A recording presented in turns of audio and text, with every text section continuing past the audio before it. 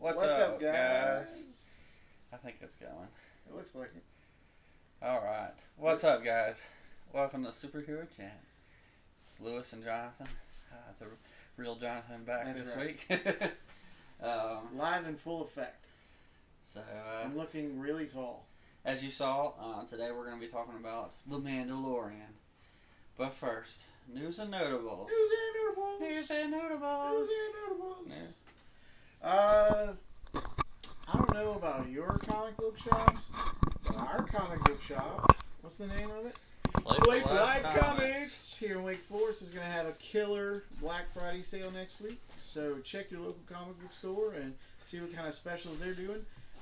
He's doing a full diamond box for $75, full of dollar comics or back issues. When is this? Next week. Yeah. Okay. Yeah, apparently he doesn't watch YouTube. I mean Facebook. Or Where YouTube Brandon, on Facebook. yeah. Brandon was posting that on Facebook. Anyway, he had first Jason Todd's and Killer Croc issue. Huh. I have to tell you about that off camera. Sorry, folks. We hadn't had a whole lot of time to chat about stuff that I forget to tell him. Yeah, we don't have a lot of time to talk about the things you forget to tell me. Anyways, check your vice local versa. comic store because Play for Life Comics, they've got some excellent deals on their back issues and things. He's literally trying to sell as much of the stuff in the front of the store as he possibly can those couple of days. So check your local comic store and see about that. I'm excited. Let's see. The Mandalorian is out. There's a show about Star Wars called The Mandalorian, and that just came out. And first two episodes are available on the Disney app. We just watched both of those today. To prep for this, so you'll hear more about that in a few minutes. That's our excuse. We're prepping for That's right. this. We had Taco Bell for dinner. Yeah. That's news and notable. Rather than Cece. That's right. Anywho, for me, I haven't really read much this week, although I started listening to the Sherlock Holmes book Which on one? Audible. The Hound of the Baskervilles. Nice. Because of Research. for something we can't tell you about. Anyways, That's right. It's years in the making, though. yeah, that's right. Years in the making. Anywho, but I haven't read any comics because I've been playing Fire Emblem Three Houses, which is awesome. It looks great.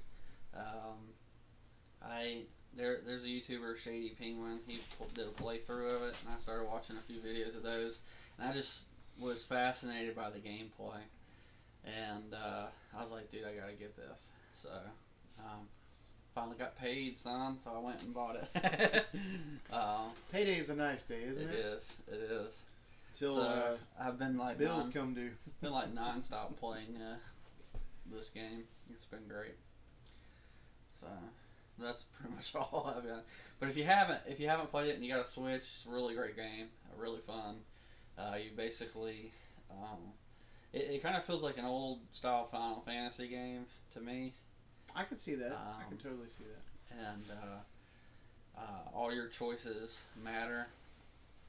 And so you can build and develop the relationships with your students. You become a professor at the beginning, and you're starting to learn about the world because your character is sheltered, so he doesn't know anything, or she. Yeah. And which there's 3 houses, obviously, and each one has a different storyline, as far as I know. And so whatever choice that makes a difference, and then later you're given a couple more choices that follow the main character of that house, and it's pretty interesting. And whatever you decide between those two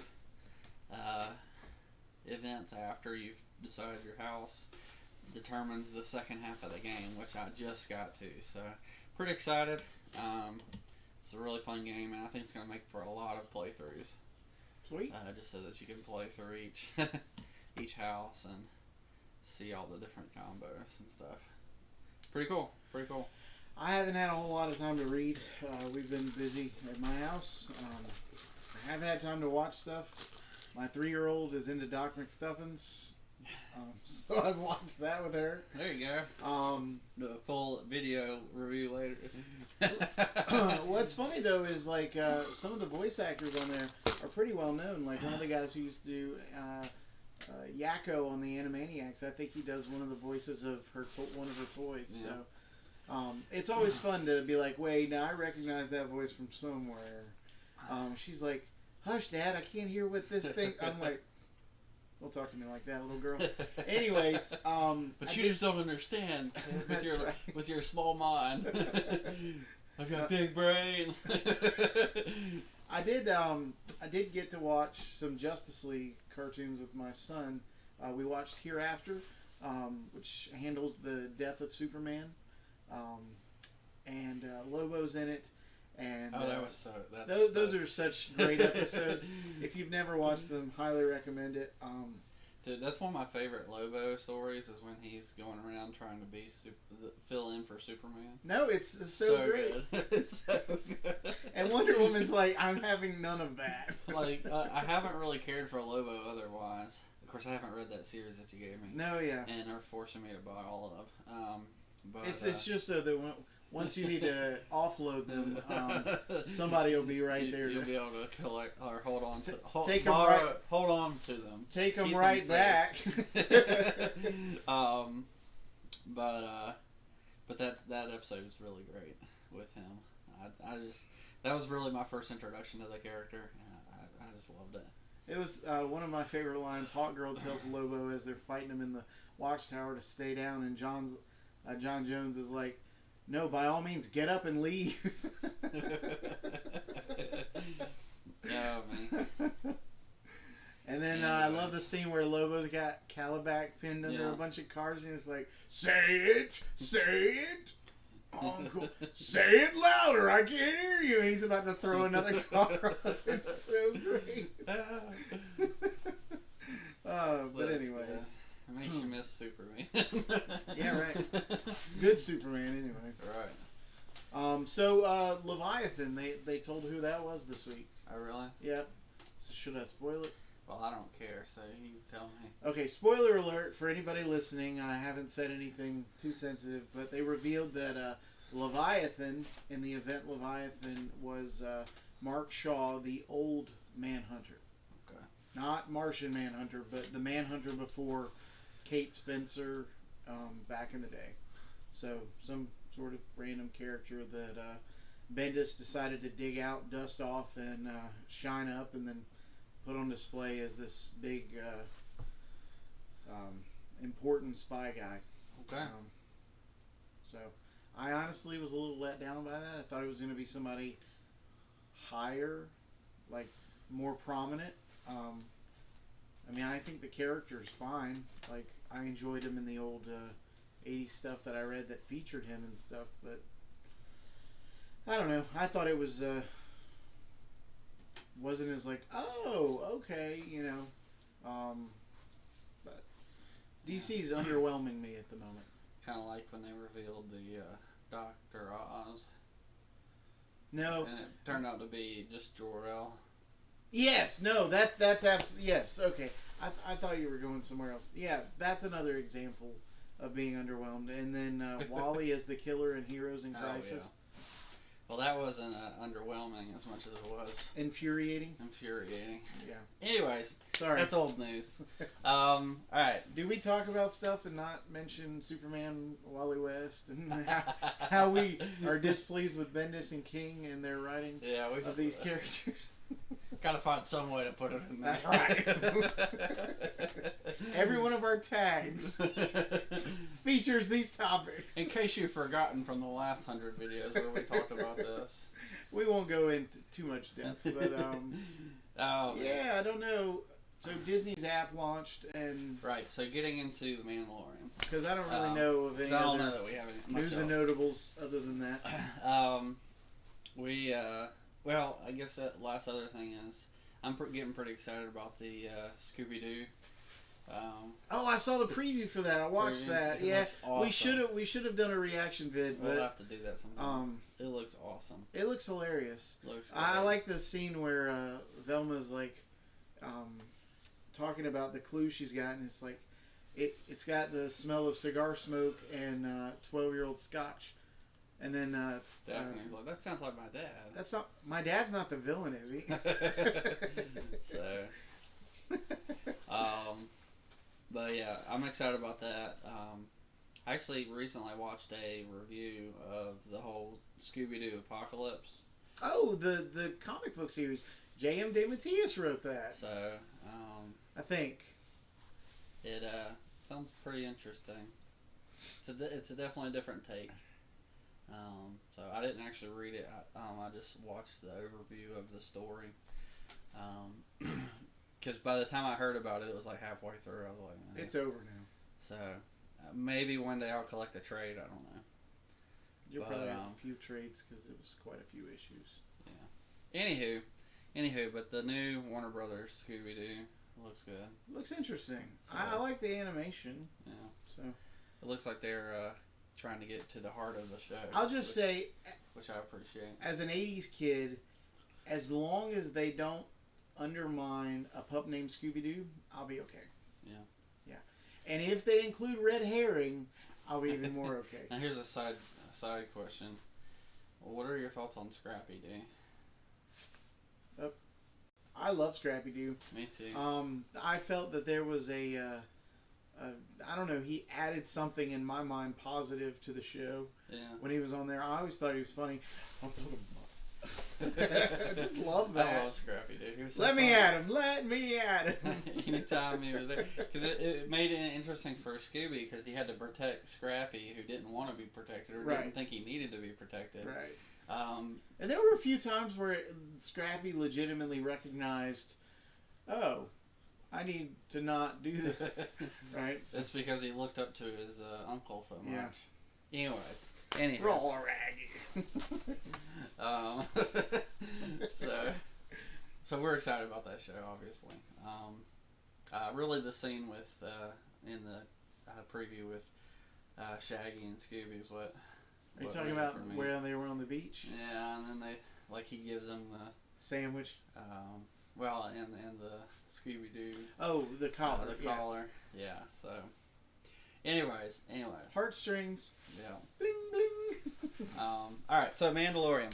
So if you're a Verizon people like I am, he's not. I'm not. But if I don't pay $100 for my cell phone each month either. I use Twigby. This is my plug for them. And you also don't get a free year-long subscription to Disney Plus. Right. How much do you pay a month for your service? I don't remember. Right. Well, my wife and more than you do. A lot more, because my wife and I only pay $50 combined for our monthly service, and I get 2 gigs of data, unlimited text. I've got unlimited calling. Just got a splinter out called the Turtles. Nice. So sweet. They'll like to know what's happened to their missing master. Yeah. Anyways, so if you have Verizon, they offer a free year subscription to Disney Plus. Is it a trial that you'll need to opt out of? I guess. Okay. So be aware of the fine details if you in a year. Opt in 12 months. When you've forgotten that you have Disney Plus. I have to start paying $7. Oh, I'm not, because I'm going to be watching Clone Wars. Is it only $7? Star Wars Rebels. Yeah, but the way you watch stuff, you'll have watched all that in the next 2 months. I'll be watching Mandalorian. Yeah, and then I just cycle through. Plus, there's a bunch of Pixar and Disney and Marvel stuff. Yeah, go watch some Earth's Mightiest Heroes. I'm telling you. And that Spider-Man cartoon from the 90s. Go rock that and remember why I ranked it. From the 90s. That's right. And we'll realize why I ranked them so high. Anywho, you can get that for free. I'm pretty excited. They're not a sponsor. I just am excited that I got it for free. They sponsored him to watch it for a year. Verizon did, not Disney. So I'm watching... Because they want their money. I'm watching... I downloaded the app this week, and I was like, it'd be fun if me and Lewis watched The Mandalorian and did a review. So here it is. I have spoken. If you're new to the channel, just as a open that I'm biased against a lot of the Disney Star Wars. So I did not like. Well, I haven't cared for Star Wars since they announced that they were getting rid of the EU, which is my childhood. I could see why you would be a little I grew up biased. reading a bunch of the books, reading a bunch of the comics, learning the lore, playing the video games. And so there's a history that they just are ignoring for me. So I'm a little biased against Disney in general. Now that being said, I love The Mandalorian. I thought it was good. I thought it was excellent. I liked it even better than Rogue One. Can't figure out how to get both thumbs up. Rogue One is probably my favorite Disney movie, Star Wars. Right there. Boom. But I didn't like Episode 7 and 8. Don't consider them canon. And Solo, it was okay. It was okay. For any of you... I really liked it when I saw it, but it's slowly like, whatever. I'm going to drop a reference that very few of you may recognize, but it was so good, I'm going to give it 2 snaps up. That's in living color for you folks. Okay. You have no clue what I'm talking about. I have no clue, but that's it's funny okay. if you do it. Right. And we have people who are older who watch this, I'm that's sure. Right, yeah. Although we have one... But they may not be into In Living Color from the 90s. Although we have one person who's much younger who replies first to every video. So yeah. Let's see if you watch this far into the video to even recognize that replying first is childish. Oh, come on. You should put second this time, just even though you're the first comment. I'm kind of hoping I'll be the first comment Can this you time. beat him and be the first commenter? Go ahead and comment now on the live chat, and then you will be the first commenter. Anyways, so yeah, it was so good. It was really good, both episodes. Now you had talked about how you were surprised about some things. You want to talk about that? Okay, so first of all, the way it opened, I was super into that. It just started off with a bang, and I thought that was really well done. It kind of reminds me of the Mos Eisley scene with Han Solo. Yeah. Yeah. But yes, but because it's something new, it really felt fresh. You know, it didn't feel like a true retread in the sense that you knew that the main character meant business. You learn that quickly. I love the bartender guy. He's been in some other stuff that I've seen him in, and I really appreciate him as an actor. And I thought he carried himself well in that scene. So we should probably just say at this point spoilers, because I'm really bad at this. And well, right, and it's if you care, you should go watch it and then come back. Right. If you don't care, keep watching, because we're just going to talk about everything freely at this point. More or less. I'll probably try to be more spoiler aware, but I don't know what counts and what doesn't count. So anyway, I like the opening scene. I thought it set the mood well. And then they kind of slowed it down, which I didn't feel was like a huge problem, but it's the one critique that I do have. Yeah. Because I was surprised at how, like, I felt like some things were stretched out. Like, because when we got to the end of the first episode, I was like, is that it? So I was into the story. Please don't hear me wrong when I say that, because I was totally into the story. I'm like, I want more of this. But to realize that it filled 40 minutes, I was like, really? Because it didn't feel like there was a whole lot going on. Yeah. But yeah, no, I thought it was interesting. See, I thought it was so short. I was like, man, I wish like these were longer. Well, that's what I'm saying though. Like when you feel like a 40-minute show is short, it's almost like, did I get enough, or was I so sucked into it? I think you were just so sucked into it. Maybe that's what it is. I guess we'll find out as we. Well, I'll tell you, watch. it kind of like, because there's a bunch of times where you just see them like walking, which I don't think that there's a lot of movies that do that as much anymore, because they're trying to fit other stuff in. And maybe that's. But I really feel like it feels like an old western. So maybe we've just been like a Star Wars-y western, where you see them like trotting off into the different terrain, searching. And it's part of the character development, the way they're doing it. Okay, I dig that. And one thing I liked about it is Mandalorian doesn't talk much, number one. Yeah. Which makes him more mysterious. And two, he doesn't take his stupid helmet off. Yeah. Which is great. Wait. Please don't take the helmet off.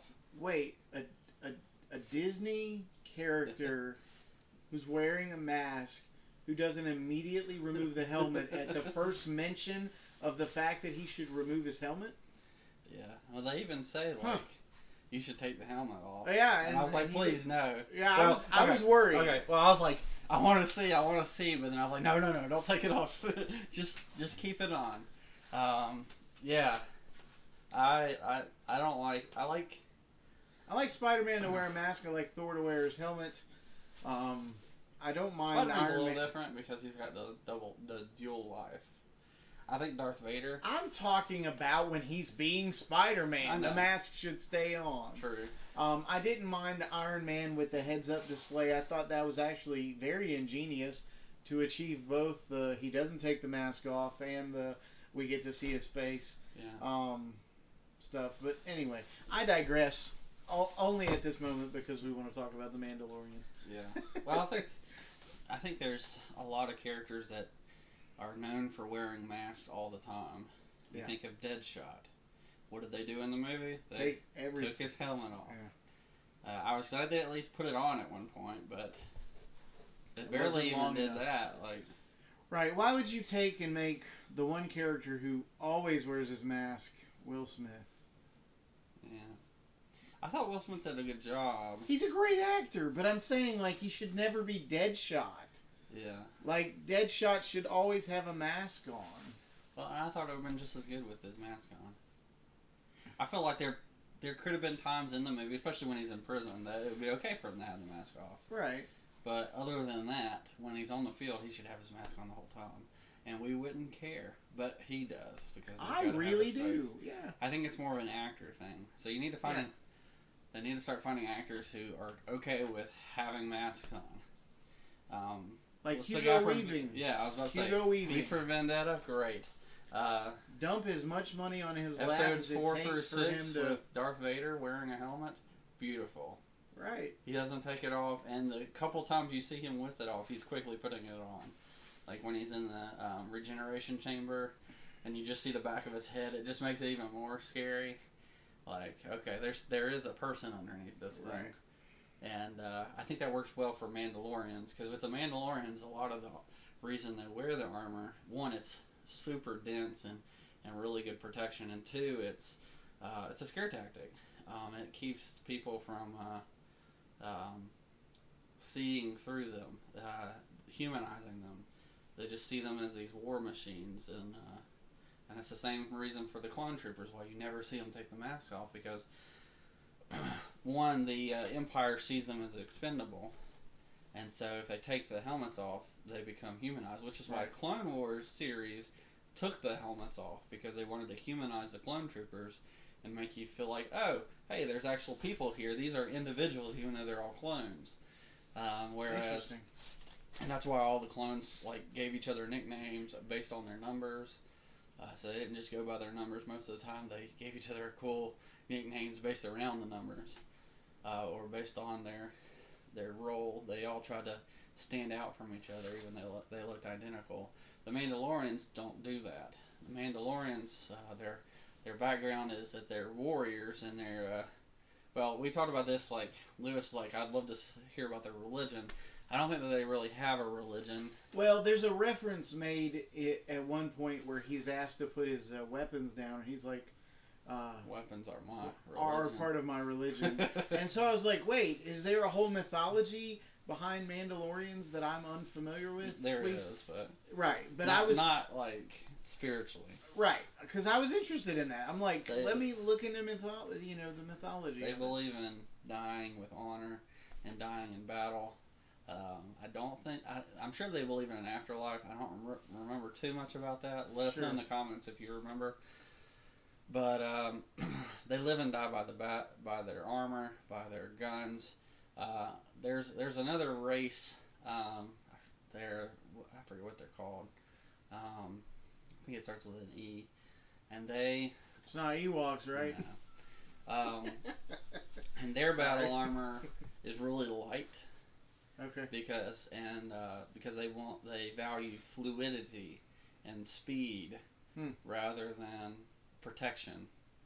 So they have basic armor that just barely protects them because they want movability.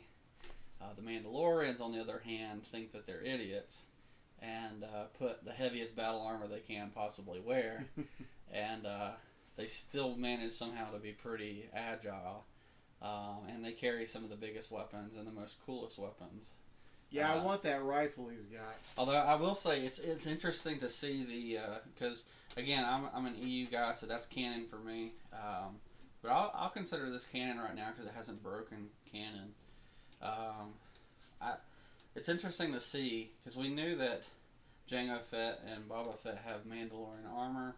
If you watch the Clone Wars, the Mandalorians' armor is based a lot more off of Jango Fett and Boba Fett than it is off of the old Republic Mandalorians, because their helmets are kind of this weird, like, flowing thing that goes into their chest plate.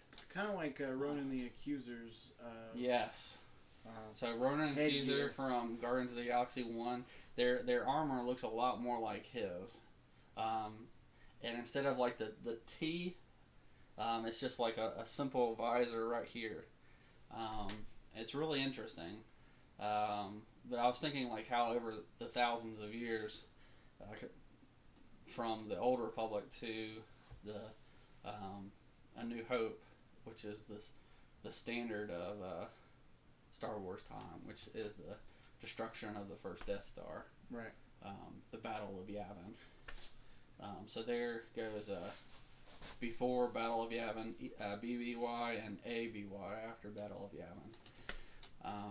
So like 1,000 years is the Old Republic. They had the Ronin style helmets, and then but now around the New Republic era, not the New Republic, around the Common Era around Battle of Yavin, they have just a regular helmet. So I'm interested to see like some kind of tracing of the evolution of their battle armor in that way. But I've always loved the Mandalorians. I loved going on decks and meeting Mandalore himself in Knights of the Old Republic 2.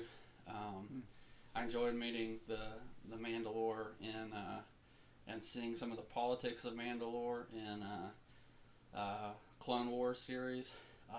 And let me just say, Obi-Wan having a love interest on Mandalore is the best. It's the best. Yes, please. Do you think they're going to deal with that in the show or movie that they're making with him? If they made a movie with Kenobi all about him and his former love interest on Mandalore, I would be ecstatic because it's awesome. It would really humanize the character a lot. I think it'd be great. That's the story of Obi-Wan Kenobi that I want to hear. What's the history between him and the Mandalorian lady, the Duchess? So cool. Well, so he's a bounty hunter in the show, and so in the opening scene, he's doing his job, and he shows up to collect his reward after carbonating his catch, and just as a point, the humor in this is really good. Everything about this show feels more like the old movies. Old Star Wars, yeah. In the new Disney, all the jokes seem more like something that you'd see in the Avengers, which is a little too on the nose for me. I could see that. Yeah. In Star Wars, a lot of the humor is irony. Yeah. Like when he refuses a pod, a speeder, because it's got a droid in it, and the next one that shows up is this rickety old. It's a beater. Speeder. It's about it's backfired. It's so funny. And the guy just acts normal. He's like, you get what you asked for. It's so good. And I'm like, that's funny. That's the kind of Star Wars humor. It's not this kind of goofy. And that's why people didn't like Jar Jar. That's why people didn't like the Ewoks. And it's why people didn't like Episode 8. Because it's one of the reasons why people didn't like 8. There's a lot of reasons to not like it. But that's the only reason people didn't like 1 and 6. But that kind of humor is good. Yeah. The Mandalorian just takes it all like this is business as usual. Yeah. I'd say this is because the quarry, the guy he caught, keeps offering to pay for a nice ride back to his ship or whatever. Yeah. I'd say this is one of the closest movies or shows that has gotten to the original trilogy that we've ever gotten. Because in the original trilogy, everything feels like everybody's scum. It's very grimy. Oh yeah. It's old. Things are falling apart, and it feels great. Like the Old West in a lot of Right. ways. Yeah. And in the prequels, it's before the era of the Empire, so everything feels bright and high, like high tradition. And I think it works great for the prequels where they're based in time. But one of the problems I had with 7 and 8 is they tried to go for that same feel. I just didn't feel like that. The tone of the movies felt like it. Maybe when you're on Jakku and you first meet Rey, you get a little bit of that, but after that, it just it really doesn't feel like the Star Wars. And honestly, as an EU guy, I think the sequels should have felt more hopeful than. I don't think they should have felt like the same as the original trilogy. Right. I think they should have felt like a new peaceful era. Like it was A New Hope. Like it was after A New Hope. A New Hope had come to the universe where there was. Anyways, we're not here to talk about that, but this was the closest we found that really fit the tone. Yeah. I think. So we get a little bit of flashbacks into the guy's childhood or something like that. We presume childhood just because there's a kid involved. And then he's off to a planet. What planet was it? I don't remember. Yeah. Sorry. I don't know that they told you. That's true. There's but I thought you had mentioned it. There's a lot of things and a lot of people that didn't that they didn't tell you. One of the great things about the Clone Wars series is they always told you like what the planet was in case you missed it. Yeah. So it was very clear. And this one they go to a lot of uncertain places. Yeah. And it's just like, what planet are we on? Like that would have been nice to know. Anyway, I mean, I felt like it was fairly quick, and he was off on the mission that covers the last half of the first episode and is central to the second episode. Yeah. So he lands on this planet that we don't know a whole lot about. And Kind of feels a lot like Tatooine, but I don't think it is. Even though there's Jawas on it. Yeah. Not only that, but we're introduced to a cool new species of creature. The Blurg. I love them. Actually, I kind of feel like, now that I think about it, they might have been around before. But I don't know. Well, whatever. If they were, let us know. If they weren't, enjoy the new species. But we've never really talked about. But like, I can't remember a Star Wars thing that talked about them. So unless they're in Rebels, and I haven't watched that, but I will now that I have Disney Plus. But I don't think they've really ever been discussed. Well, either way, I thought they were cool looking. They look like half a dinosaur. As a side note, this is one of my favorite books. It's the Star Wars universe. It's a picture book that shows you like artwork, and it Is there an index? tells you about a bunch of the original trilogy planets and stuff and species that are on the planet. Is there an index? Really cool stuff. There's a No, I don't need a table of contents. I need an index to see if the Blurg are in there. I don't think so. Nope. All right. It's not that kind of book. Anyways. It's a picture book. And then we're introduced quickly to probably our favorite new character, who may or may not return. What did we decide we were going to call him? Nick the Huguenot? Huguenot? Yeah, he's a Huguenot. And so we haven't decided if we're going to call him Nick the Huguenot or Nolte the Huguenot. But he's voiced by Nick Nolte, and he does an excellent job. I have spoken. His name is like Kuiili or something like that. Like Queely, I don't know. But at no point they are never we say told... it. They never say his name, as far as I can remember. Never in the whole episode, or either of them. But he's hilarious. He's great. And I just really like that there's just these random people out there that just have their own look on life. I really thought one of the cool things about him was how much sort of faith he had in the Mandalorian. Like, he kept talking about, well, if you're a true Mandalorian, you know, it'll be easy for you. And then later on... That was probably one of my favorite parts, because he's trying to learn how to ride the blurgs. And Mandalorian's like, I don't have time for this, I'm giving up. And he's like, thought you were a Mandalorian. Your ancestors used to ride these these other creatures all the time, and you're their descendant. If you're really their descendant, you should be able to ride this with ease. And then they kind of challenged him to make it work. And I was like, okay. So I really like that. No, yeah, referencing the old lore. It's great. It was good. So yeah, I thought the interactions between those two characters, the Mandalorian and Nick the Huguenot, were the best parts of the two episodes. My favorite part, and this is major spoilers, is Baby Yoda. This is what we're calling him Yoda Jr. But the Yoda species, because there is no term for it. There's a baby. He's 50 years old, which we translate to about 5 years. But I don't know. I mean, because he's really acting like a baby, so he could be like 5 months old, right? I don't know. How old is Yoda when he dies? About 900, over 900 years. So maybe he's 5 months old. I'm thinking he's about 90. Right.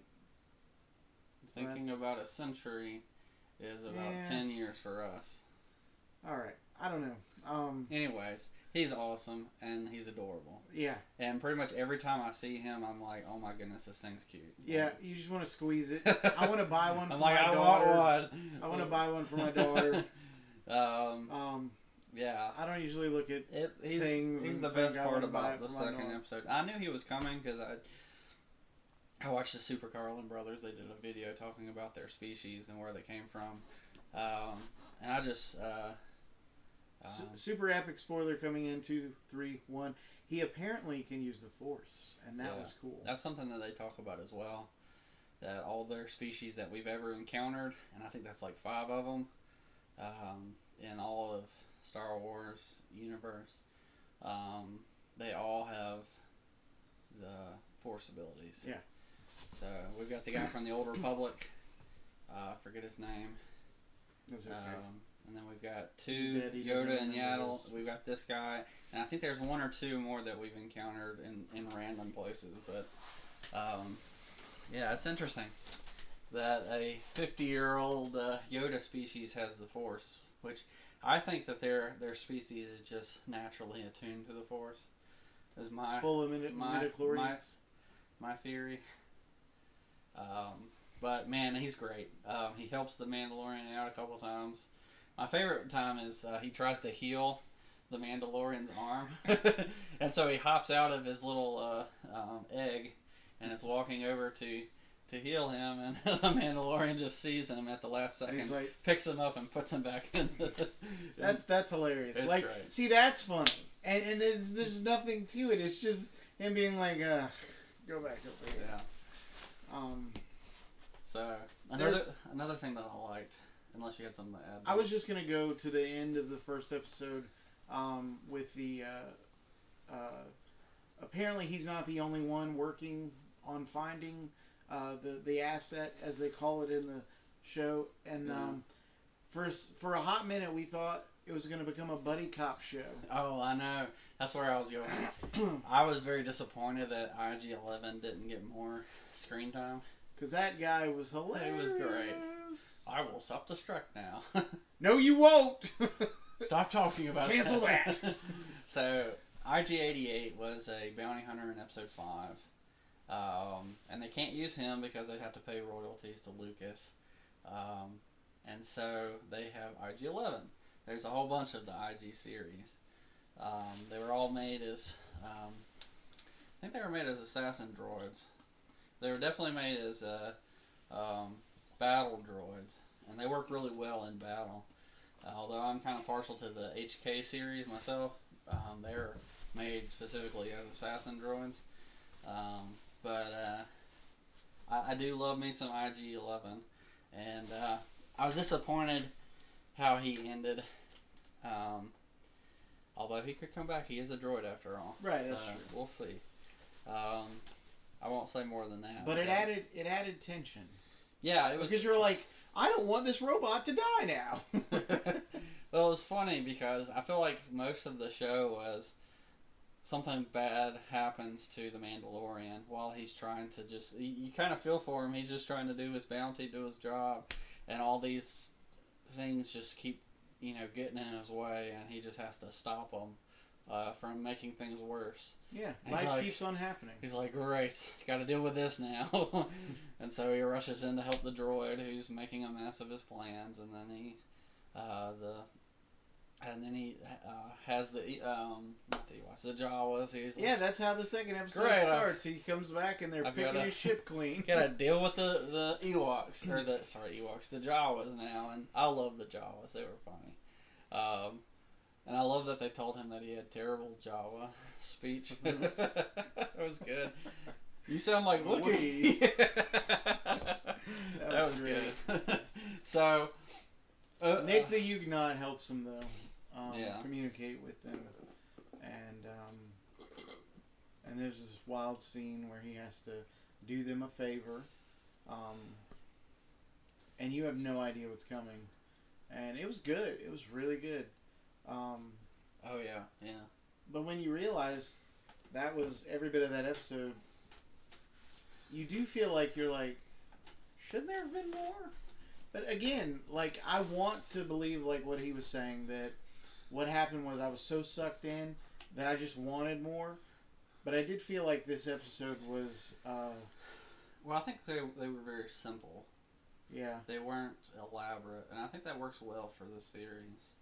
Well, I like what you're saying. As a Western, I think... It makes it feel like... That actually does... He's kind of alone. There's not a whole lot going on. I'm sure that there'll be a lot more going on if they go to a heavily populated area. Yeah.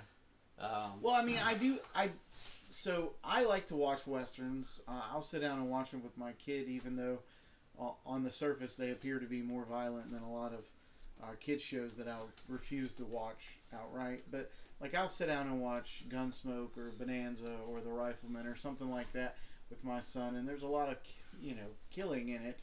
But usually it's sort of like justifiable or to set up the bad guy for his eventual fall. But I agree. So looking at it as a Western, now that you've mentioned that, I do feel like there is a little bit more. But even still, it felt light for a 40-minute or an hour show, so to speak, if it had commercials. And more like, your typical 30-minute type of show, or in that case, 22-minute show, if that makes sense. Yeah. Well, there was a lot of transition scenes where they're traveling across, but even the way they just did those, like, I thought. I thought that was good. It was good. And I loved at the end as they're flying off planet. I'm like, okay. Like, if you watch War of the Worlds, like the old one. Yeah. There's like probably an hour worth in that 3-hour movie of just them walking. That's wasted time.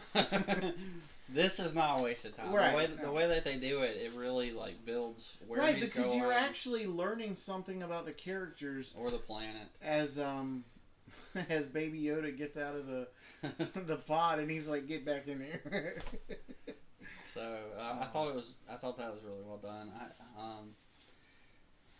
And I didn't. I mean, I honestly didn't need it to be so crammed that they had to shorten it. Well, see, I'm not asking for that either. I know you're not. I'm just saying in general. Yeah. But I was gonna say something. I don't know what it Sorry. was. We were talking about the traveling cutscenes, things Right. like that. I do like that they're exploring the Mandalorian mythos. Yes. So So whether the religion thing was a joke purely, or if there's some actual, gravitas to it, Right. I'm interested to find out about that. Well, there's that it seems to be important to the character to get back Mandalorian armor. So even though he's wearing what looks like Mandalorian armor, it's actually not made from Mandalorian metal, which I didn't know that was a thing, but apparently it is. I think that's a cool addition.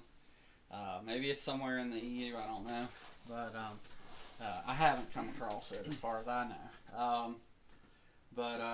So apparently in this mythos, the Empire hunted down and basically destroyed what was left of Mandalore, which makes sense. They were pretty much a thorn in everybody's side in the Clone Wars. Right. And so, I mean, if I were the Empire, that would be one of the first things I did, because this is a warrior race of people who are constantly trying to overthrow whoever's in charge and do their own thing, and so destroying them, wiping them out makes sense. And it looks like they took the metal that they had and made it part of the Empire. Makes perfect sense. Money, right? Yeah. Yeah. Now I know that the Mandalorians were basically wiped out as a major player in the history of the galaxy back in the Old Republic when they had the Mandalorian Wars. And after that, they were really just a small group of people. I mean, they eventually came back to Mandalore and were their own planet, but they were never quite as strong as they were before the Mandalorian Wars. That was 1,000 years before Yavin, and so make much sense to be much easier to defeat than. You try saying this on camera. It's funny. There's a character in Fire Emblem Three Houses that apparently is learning to speak basic or English, and so she says things really weirdly, and that's kind of what it reminded me of. Yeah. Someone who didn't know how to speak the language. Anyways, so good thing you got over that quick. So I'm excited. They've got so it looks like he's fighting to get Mandalorian metal so he can rebuild his armor, which is pretty cool. They did a pretty good use of his weapons, and so I really want to see him get a jetpack, because that would make it so much better, because that's a core Mandalorian utility. Can I ask a question? Go sort ahead. of, I think, to wrap up and sort of close out, but is it possible he's not actually Mandalorian? But maybe he saw a Mandalorian in action who like rescued him as a kid, and that's where they're going with it. He's I don't think so. Okay, if like a disciple of if a you're saying he Mandalorian or was something. raised by Mandalorians, Yes, possibly. but not actually. So like maybe he has a higher view of Mandalorians than actual Mandalorians do, or something. But I think that he actually just hates the Empire because they destroyed his home. That could work too. And so I think the flashbacks are, the way I'm interpreting it is, he's remembering back when the Empire came and destroyed everything Mandalorian. Okay. And so they took the metal from them. They took their families, their homes, took them all, or destroyed everything, and now they're just a band of rebels, basically. Right. They're a small group, which kind of reminds me of the Knights of the Old Republic too, because that's really all they were after the Mandalorian Wars. Is everyone thought they were wiped out in the war, but they found Mandalore, and Mandalore started a small group on a moon of Dustin. So help me remember, because you mentioned it earlier when we were watching, but time-wise, where does this fall? I'm pretty sure this is after episode 6, because the way they hinted at it is that the Empire is gone. Okay. So this is post-Empire.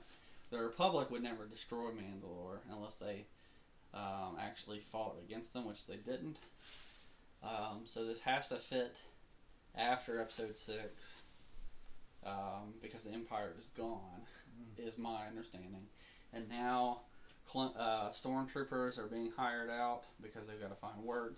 Now some of the Imperial assets are being used as a means of wealth. And so things that people have gotten from the Empire are now being used to help prop them up as wealthy. And so there's a power vacuum, I think, that we haven't seen that's here. That's going to be filled by the New Republic in EU history. And what will it be filled with in this? I forget what they call it. Disney version. I don't think they call it a Republic at all. They might call it the Republic. All right. I don't really care.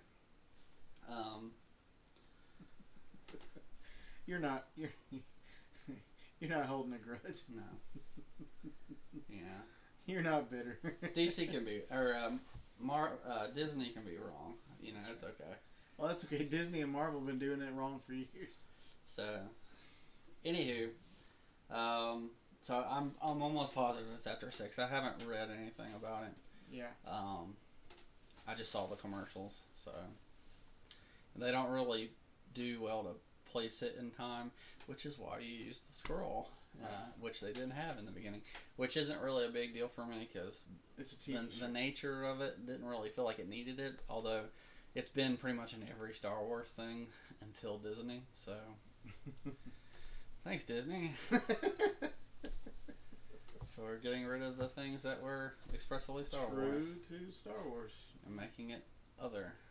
But I think they did a good job overall. I really enjoyed it. It's like Jon Favreau, we love you. We love what you did in Iron Man.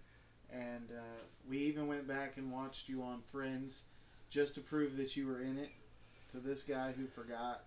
Yeah. Because he binge watched. I got to see it in real time. He had to watch it all. I watched it all on Netflix. So I couldn't remember what he was talking about specifically, but when I saw it, I was like, oh, I remember this. Yeah. Of course. But yeah, he's really good. Did really well on this 2 episodes. So because he's the writer on it, so we'll be watching more to see how it goes. Honestly, if they make the movies like this, then I don't see it having a problem. Yeah, no, I mean, is good. I enjoyed Rogue One, even though it broke a few things in canon, but I'll let that slide. It was because the movie was good. It added to the lore. Honestly, there's so many books out that have broken canon before, so it's not a huge deal to me. It's just, when you break the major when you fall things, in love with something. when you break the major things of canon, that's when I have a problem. Breaking a few small things here and there is one like thing, when you but fall in a love with a woman and she's got long hair, and then the next day she comes in, her hair's cut short, you're like, okay, all right. that's a little different. It'd be like falling in love with a woman, and then she disappears one day, and her clone shows up, and it's completely different. It looks the same, but it's not the same. Okay. I know that happens all the time, so people can relate. On the inside, they would be the same, though, right? Genetically. Yeah. One's a poor copy of the other. Okay. Fair enough. Anyways, wasn't expecting a hollow copy. Wasn't expecting that analogy, but anyways. It's like when you get an Easter bunny at Easter time, and it's chocolate all the way through, and then you get another that's hollow in the inside, but you think it's going to be full of chocolate, and you bite into it, and while you appreciate some things about it, you're kind of disappointed there's not more chocolate there. More of what you love. So these new Star Wars movies are hollow. Or they replaced the sugar cream filling with mustard. And you're like, ugh. Looked good on the outside, but the inside is awful. Yeah. You had me excited, Cat. You had me at chocolate, but... You lost me at the Anyways, this is going to go wild if we don't stop. The series is great. If you so have far, a chance, 2 episodes. For me, worth getting for free for a year to watch. For me, worth coming over and watching with him. There's a mic. I feel That was like a mic drop moment. there you go. Mic drop. But really good, really good. I mean, you also get the whole Clone Wars and Rebels series, so you know, for me, that's worth the price for now. You get some excellent Disney movies like The Great Mouse Detective, excellent Marvel shows like Spider-Man. So check it out. It's what, $10, right? $7. It's like old Netflix prices right there. And you don't have to wait for the DVD to come in the mail. You can stream Netflix. You said old Netflix prices. You could stream that too. For $7? You used to, yeah. Oh, I thought you could do one or the other for like $7 or $8, and then you could do both if you wanted. Okay, well, some of us have never done the streaming. That's right. Yeah. I still have an old tube TV that fell off the stand the other day, and I found out yesterday still works like a charm. Yeah. When I was in high school, I had a friend, still good friend. I had an Xbox at the time, and it was still fairly new. 360 hadn't yet come out, and he was getting really excited because they bought a DVD player and an Atari. Woohoo! And I was like, okay, but that kind of reminds me of you. Yeah. Like, oh yeah, check this out. I'm like, yeah, that's been around for a while. It's a little outdated, but okay, you know, I'm excited. You finally got a smartphone. That's right. I'm excited. I've had about it for that a year now. because I can send you gifts now instead of just regular text. But that's not Mandalorian. I'll just say, when I was 10, my mom bought me an Atari, and by that point, I'd already had the Nintendo. But I loved the Atari because it was mine, and it came with like 20 games. So. I'm not dissing the Atari. I didn't say you were. I was just sharing with them a moment in my life that I really appreciated. I was just in 2006. You know, the Atari wasn't all that. Okay, this wasn't 2006. This was my story was in 2000. 20 years 15 later. 20 years later, it'd be like you getting excited because I buy you a NES system. Hey, they have those. You know and that's that? your like the old one, not the new one. The no, old they one. have the old one. Oh, Yeah. you're talking about. I was talking about emulator. I got the newest game system. It's from 20 years ago. It's 30 at this point. Whatever. Or more. Yeah. Yeah. Nintendo rocks. Go watch The Mandalorian. It's really good. It's worth the price. Before you do that, like, subscribe. I was getting there. I know. I'm helping. I'm helping. Okay. As he said, like and subscribe. Leave a comment. Let us know what you thought. Something other than first. Did you... Please say first, but tell us something about the video you like. If you made it this far, Sammy, we thank you for watching and commenting. Even if all you say is first. Even if all you say is first. You can even do second this time. That's true. Just start counting up in the comments. Yeah, I would like to see that. See how many each videos. Each video, you reply a different number. There you go. Anyway. It's super fan status in no time at all. There we go. Let us know what you thought. Did you enjoy the series? Did you not? Have you watched it yet? Do you plan on watching it? What do you think of the Star Wars franchise right now? Let us know. We'd love to talk to you about it. And so, yeah. I think that's all we got. So, we will catch you next time. Peace.